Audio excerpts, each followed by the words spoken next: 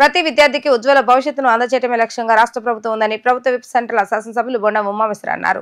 విద్యార్థులు చదువుపై దృష్టి సారించాలని కోరారు. రాష్ట్ర ప్రభుత్వం విద్యారంగానికి పెద్దపీట వేస్తూ ప్రభుత్వ పాఠశాలలను కార్పొరేట్ పాఠశాల తరహాలో మార్పు చేసి నాణ్యమైన విద్యను అందజేస్తుందని అన్నారు.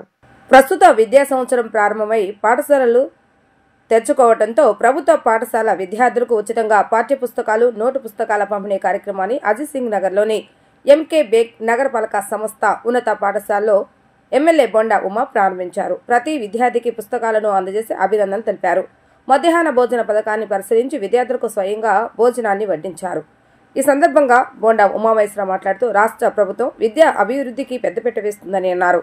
ప్రభుత్వ పాఠశాలలో చదివే విద్యార్థులకు ఉచితంగా పుస్తకాలను అందజేస్తున్నామని అన్నారు. ప్రతి విద్యార్థికి కావాల్సిన అన్ని రకాల పుస్తకాలు, బ్యాగ్, బూట్లు తదితర కిట్లను సైతం ప్రభుత్వమే అందజేస్తుందని చెప్పారు. విద్యార్థులు చెడు వ్యసనాల బారిన పడకుండా చదువులపై దృష్టి సారించి ఉజ్వల భవిష్యత్తును అందిపించుకోవాలని పిలుపునిచ్చారు.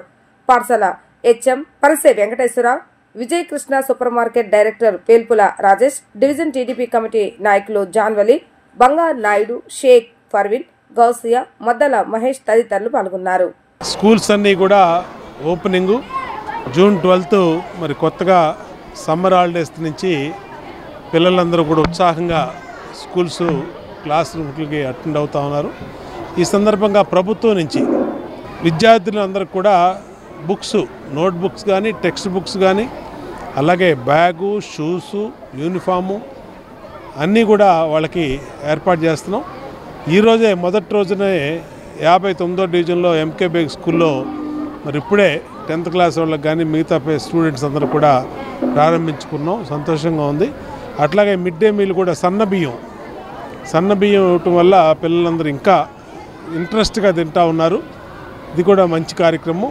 వాళ్ళకి పౌష్టికాహారము కోడిగుడ్డు కూడా పెట్టాం, అట్లాగే మంచి కర్రీ కూడా పెట్టాం, కిచిడీ పెడుతున్నాం, ఎగ్ పెడుతున్నాం.